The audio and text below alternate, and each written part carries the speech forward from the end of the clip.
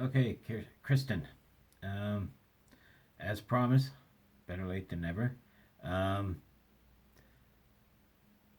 I took what I learned from you doing the wands, and as I was telling you at Fan Expo, I worked out a few things that I think are pretty cool, and this is my little tutorial for you.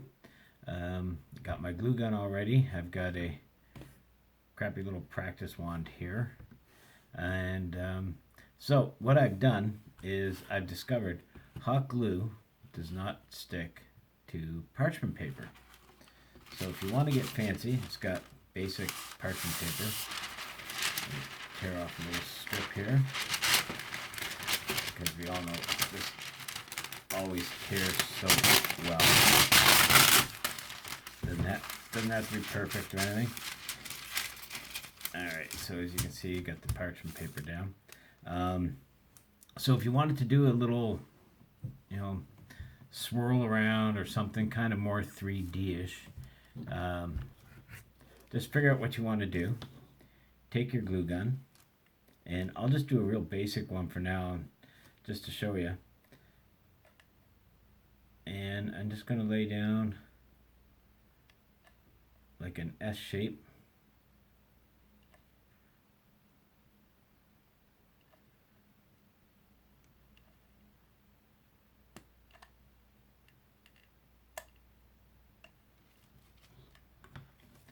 Pretty straightforward. So while this cools, I also have a bucket of cold water, which comes in handy if you want to do something like this. One's got all kinds of bumps and stuff on it. If I wanted to smooth those out, I've got this. It's used for cooking. It's a you know, like a torch for creme brulee or whatever you do. Do this, and you can literally heat up your glue that's already on there, and you don't have to worry if you see smoke and it seems like it's burning. You're going to paint over it anyways. Paint will cover up any little burns or scorch marks, and as you can see, it's doing the job quite well. And the cool thing is, I made this like a few weeks ago, and it still heats up. And you stick it into the cold water, wet your hand, and then while it's still hot, yes, it does burn the fingers a little bit. You just dip it in the cold water, wet your hand so that the glue doesn't stick to it,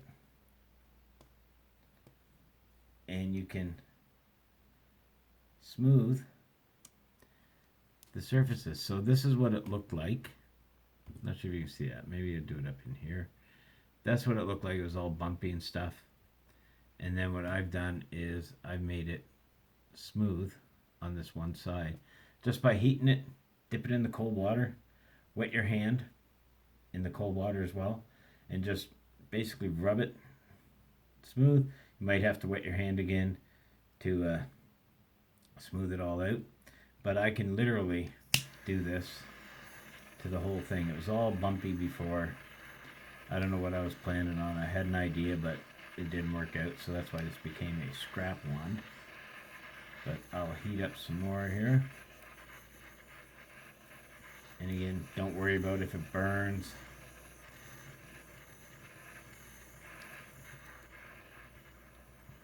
And you can tell if it's hot enough because you can start to see through it. And again, dip it into the cold water, wet your hand, and you can even do it while it's in the water. You just have to watch out because sometimes it's really hot and melty, and I just burned my hand. I'm sure you're familiar with that feeling.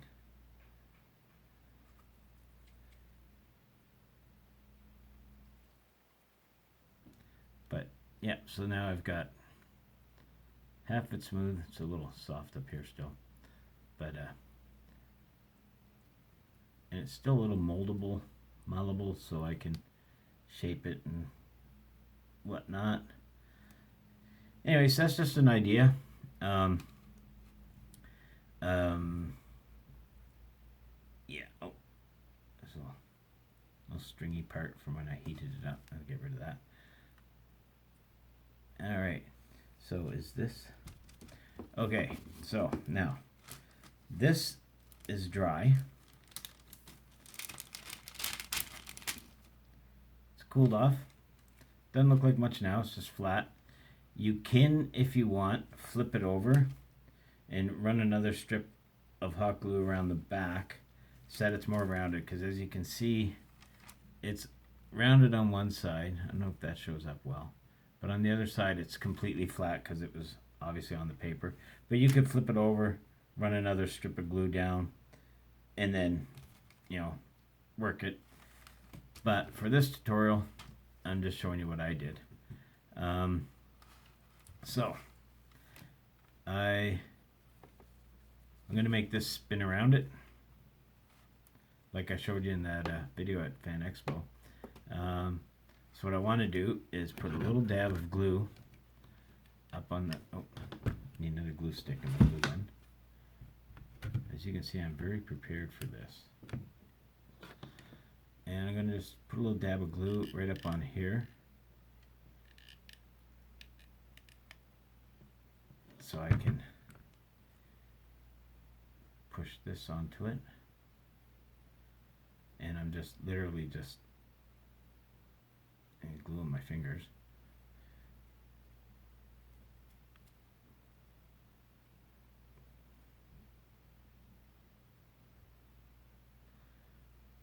And then when that cools, it'll literally be part. And I can heat it up so that it goes in there a little bit better.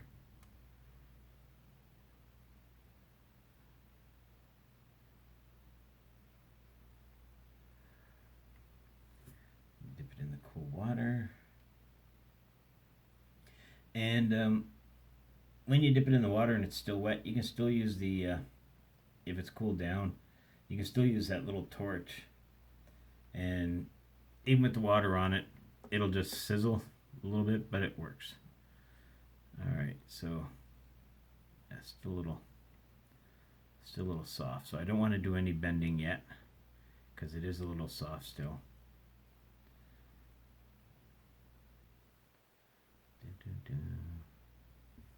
Just going to put a little dab down in the bottom here.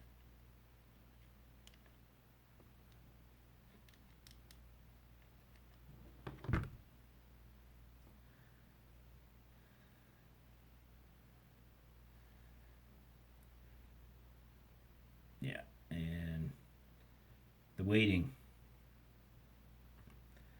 Waiting's kind of the hardest part. That and little strands of glue. Okay, here we go. Alright, so that's pretty much, as you can see, it's attached to the top now. And now I've got this flaky thing here. And I can literally wrap it around. Let's peel that off, don't need that. And wrap it around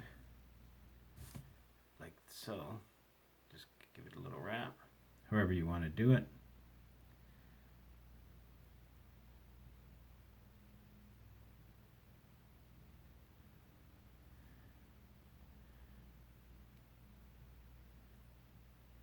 And so I'm going to do it like this.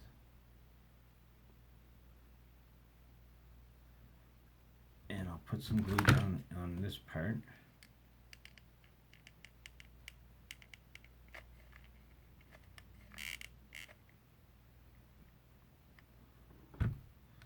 Like so.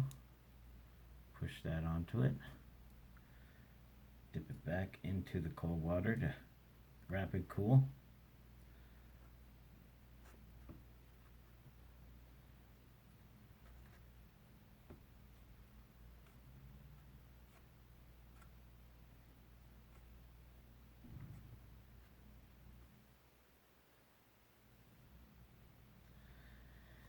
And voila. Now it's touching a little bit here.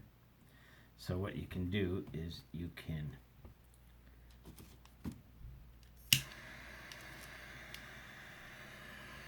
just give it a little bit of heat.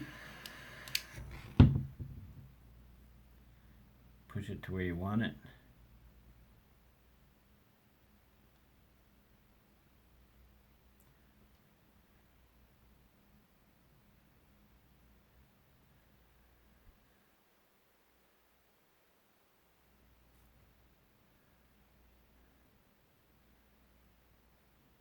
And dip it in the water here, see if that'll cool quicker.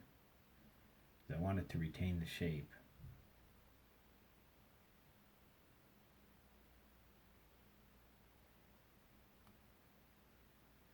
And voila.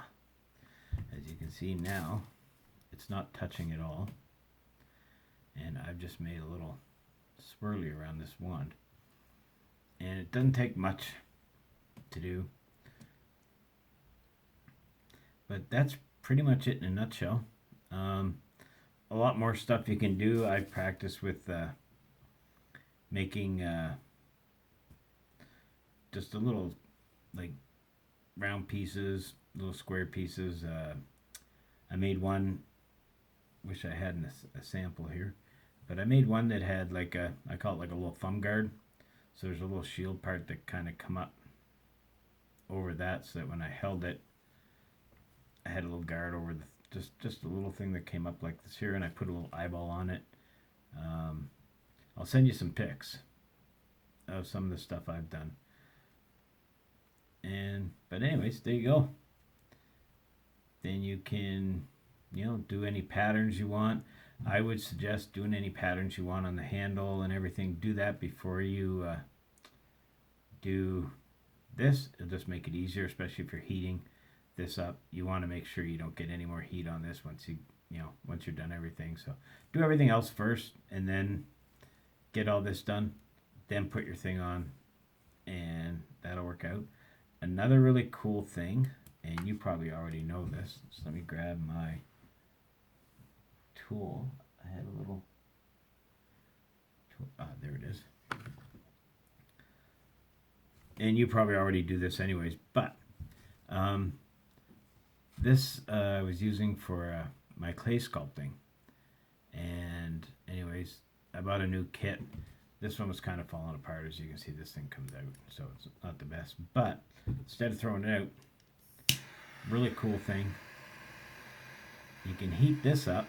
So if you have anything like this here, it's basically just a clay carving tool. And you can heat it up.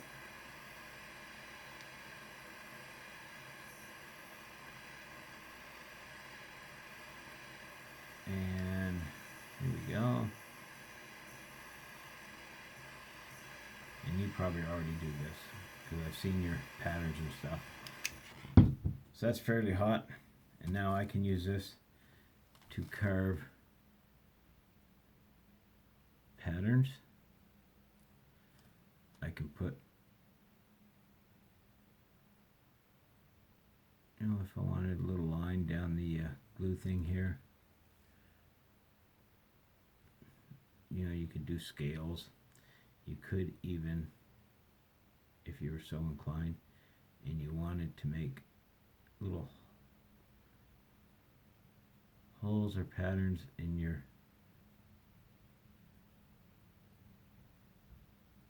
thing.